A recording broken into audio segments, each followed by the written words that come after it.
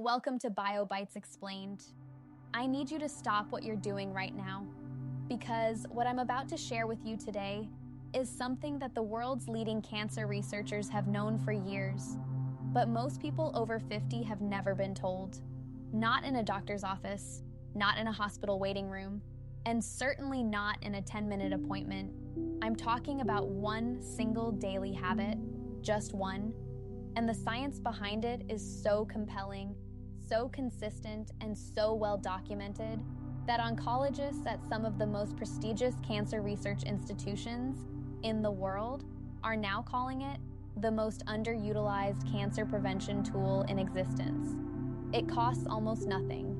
It requires no prescription, and you can start tomorrow morning. But here's what makes this so urgent for people over 50 specifically. The window of opportunity for prevention doesn't stay open forever.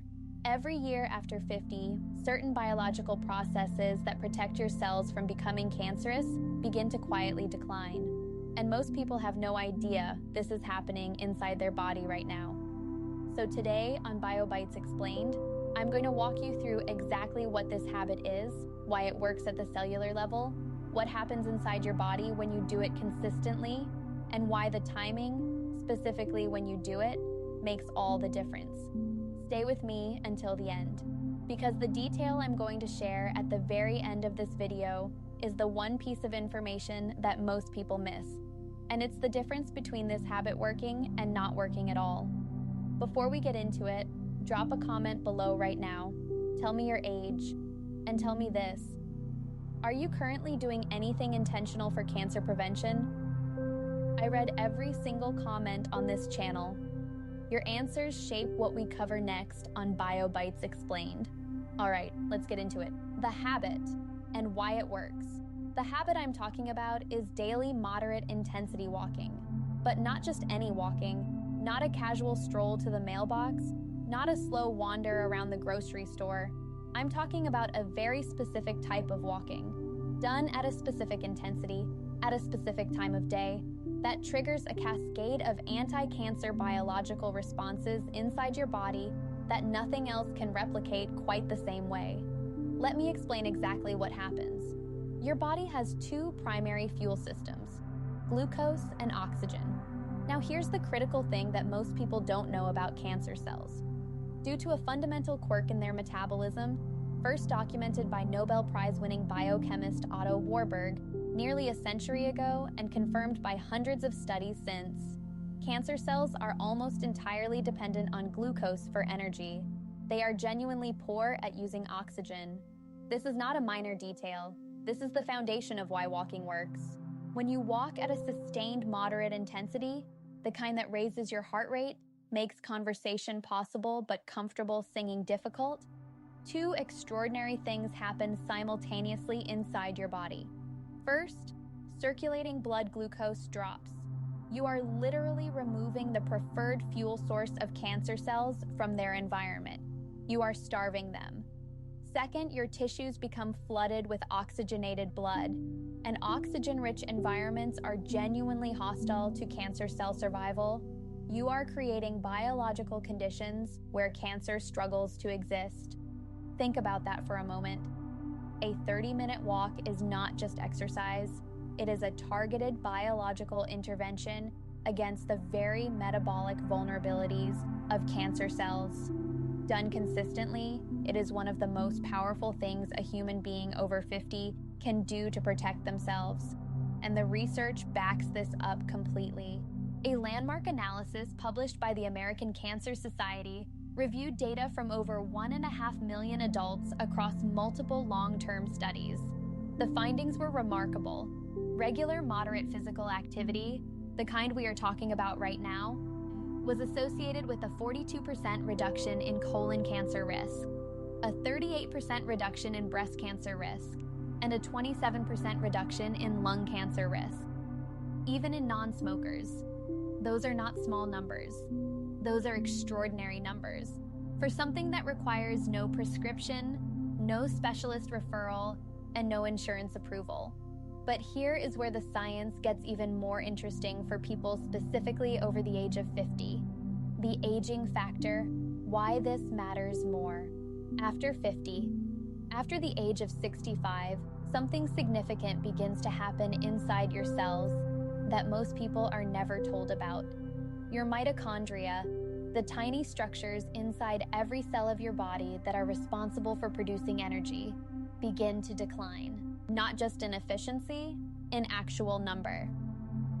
Research shows that between the ages of 50 and 70, mitochondrial function can decline by up to 35%. Now, why does that matter for cancer? Because mitochondrial dysfunction is now understood by researchers to be one of the key drivers of both accelerated aging and cancer progression. When your cells cannot produce energy efficiently, damaged cells accumulate, cellular repair slows down, and the conditions that allow abnormal cells to develop and survive become more favorable. Here is the remarkable thing about walking. Sustained moderate walking, the specific kind we are discussing, is one of the only interventions that has been consistently shown in peer-reviewed research to stimulate what scientists call mitochondrial biogenesis. In plain terms, your body responds to the demand of regular moderate exercise by actually building new mitochondria.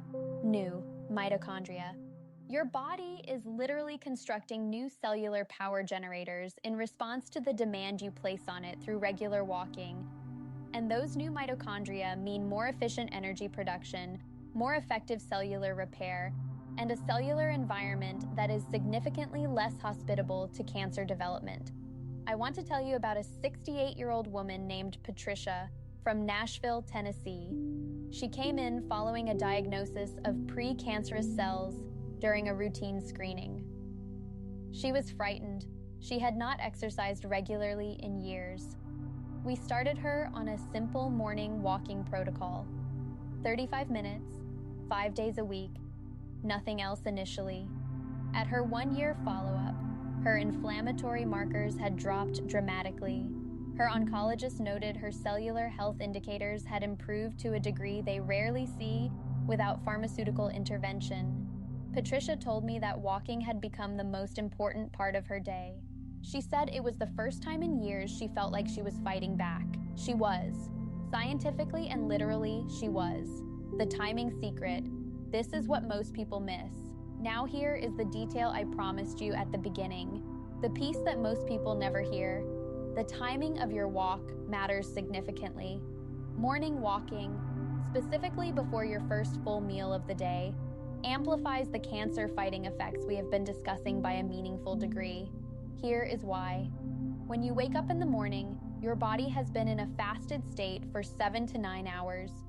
Your circulating blood glucose is at its lowest point of the day. When you walk in this fasted state, the glucose-depleting effect we discussed, the one that starves cancer cells, is significantly amplified. Your body turns to stored energy sources more quickly. The metabolic environment becomes even more hostile to cancer cell survival. There is a second reason morning timing matters. Morning sunlight exposure, even just the ambient light of walking outdoors in the morning, directly anchors your circadian rhythm, your body's internal 24-hour clock, and your circadian rhythm governs something called immune surveillance, your body's ability to identify and destroy abnormal cells before they establish themselves. When your circadian rhythm is properly anchored through consistent morning light exposure, your immune surveillance system operates at its peak efficiency. When it is disrupted through irregular sleep, shift work, or lack of morning light, that surveillance system weakens, and weakened immune surveillance means abnormal cells have a better chance of escaping detection. Morning walking gives you the glucose-depleting metabolic benefit and the circadian anchoring immune benefit simultaneously. The combination is more powerful than either one alone. How to do this correctly? Let me be specific about exactly what this looks like in practice. 30 to 45 minutes of continuous walking.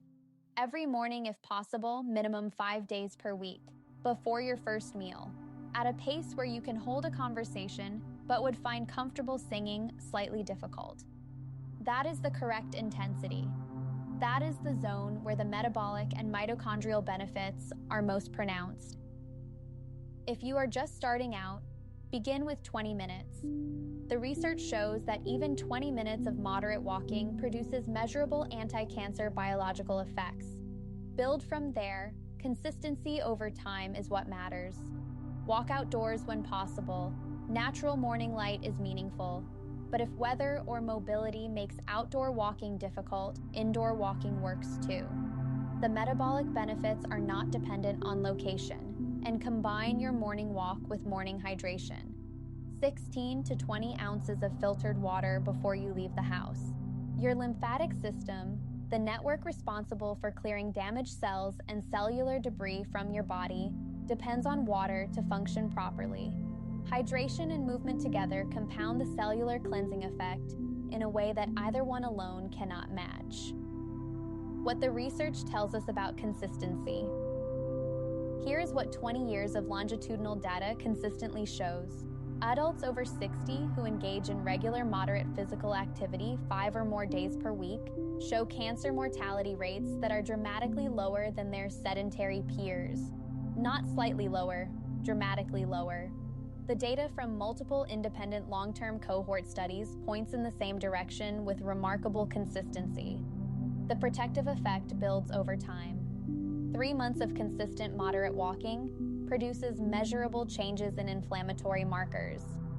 6 months produces measurable changes in immune function. 1 year produces changes significant enough that oncologists notice them in routine screening results. This is not a quick fix. This is a biological investment.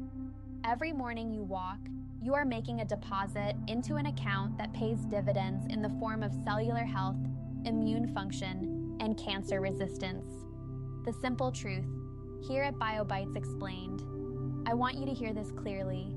You are not too old for prevention. The research does not have an age limit.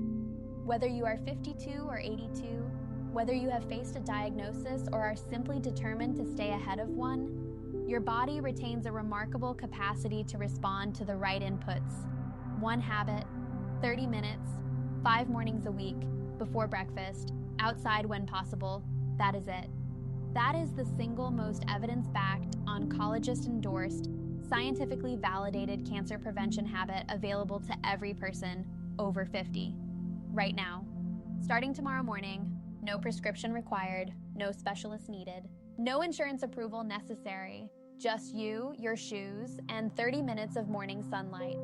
Every morning you choose to walk is a morning you are choosing prevention over passivity, biology over fear, action over waiting. The research says it works. The science says it works. And thousands of people over 50 who have made this single change say it works. Now it is your turn. If this video helped you, please subscribe to BioBites Explained and share it with someone you love. Every week we go this deep into the science of aging well after 50. Your support makes this work possible. And now I want to hear from you. Are you going to start your morning walk tomorrow? What time will you go? Leave your answer in the comments below. I read every single one.